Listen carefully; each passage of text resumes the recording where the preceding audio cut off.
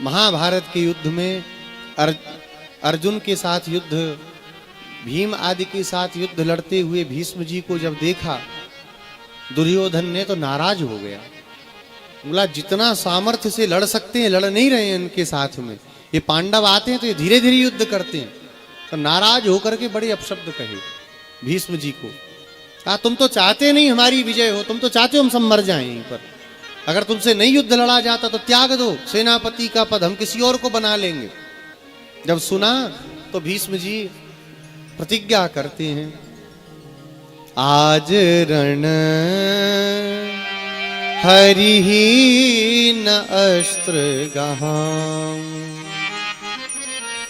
तो लाजो गंगा जननी को शांतनु सुत न कहां।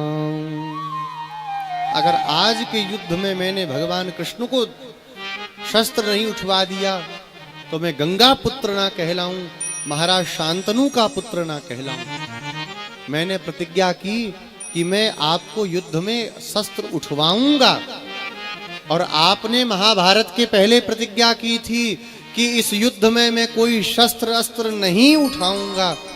आज एक भक्त की प्रतिज्ञा और भगवान की प्रतिज्ञा सामने आ गई, और जब भगवान की और भक्त की प्रतिज्ञा सामने आई तो भगवान ने किसकी प्रतिज्ञा को पूरा किया?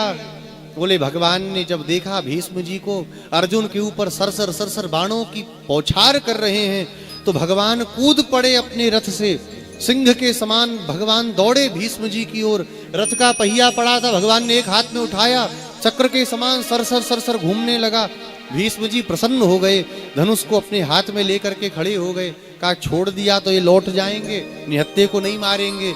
अपनी इच्छा मृत्यु को बुला लिया, आ जाओ हमें मारो, हमें ले चलो, आज गोविंद आ रहे हैं, अब बस इन्हीं के हाथ से मरना है।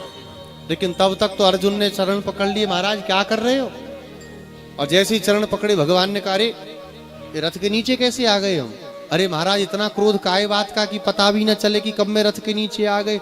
अरे आपकी प्रतिज्ञा टूट गई, आपने कहा था कोई शस्त्र नहीं उठाएंगे, और देखो सुदर्शन आ गए। भगवान ने देखा अरे राम राम, चौं जी तुम कहां से आ गए? सुदर्शन जी बोले महाराज ये तो इशारा है आपका, ऐसा करो तो हमें आना रहता, तो आपने ऐसे किया तो हम आ गए। अच्छा अच्छा जाओ जाओ, अभी कोई काम नहीं है। सुदर्शन जी लौट गए। भीष्म जी ने कहा सब सत्यानाश कर दिया अर्जुन ने, आप आ जाते हमारा कल्याण हो जाता। तो आपने अपनी प्रतिज्ञा को तोड़ करके मेरी प्रतिज्ञा को पूर्ण किया। ऐसे भक्त वत्सल प्रभु मैं आपको प्रणाम करता हूँ। अब तो बस एक ही आपसे अभिलाषा है, एक ही आपसे कामना है कि जब ये प्राण जाने लगे तो आप ऐसे ही मंद मंद मुस्कुराते हुए मेरे सामने खड़े रहें।